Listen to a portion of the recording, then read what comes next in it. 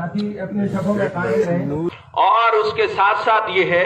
کہ جب یہ معاملہ ہو گیا اور سارا ارد گرد میں لوگ اکٹھے ہو گئے، لوگوں نے تو یہ سمجھا کہ وہ ہو سکتا ہے ایسا ہی ہو، اس نے حضور صلی اللہ علیہ وسلم کی کوئی گستاخی کی ہو، اور لوگ وہاں پہ جو جمع ہو گئے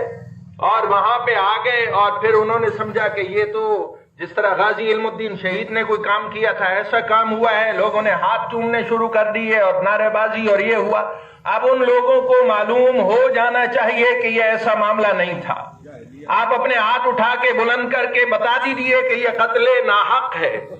یہ دیکھ لیجیے یہ قتل ناحق ہے، یہ قتل ہے، سراسر قتل ہے۔ اس لیے جزاکم اللہ، اپنے ہاتھوں کو نیچے۔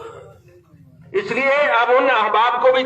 کہنا چاہتا ہوں جو ہمارے قائد آباد کے گنجال کے دوسرے دوست احباب ہیں، وہ بھی حضور صلی اللہ علیہ وسلم کی محبت میں آئے تھے، ان کو یہ بتلایا گیا تھا، لیکن اب یہ سارا بھرا ہوا، دیکھیں اپنی سب کو دیکھ لیں، وہاں سے لے کر یہاں تک یہ بھرا ہوا ہے، یہ سارے ہاتھ اٹھا کے گواہی دیتے ہیں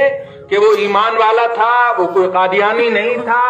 اور ان کے ہاتھ ان کے گھر میں ان کی اماں جان قرآن کریم کی تعلیم دیتی ہیں۔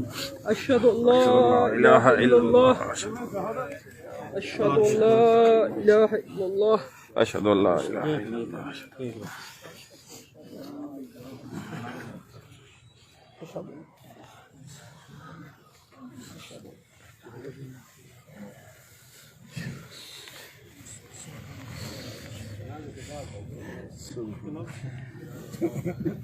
ساتھی اپنے صفوں میں قائم رہیں۔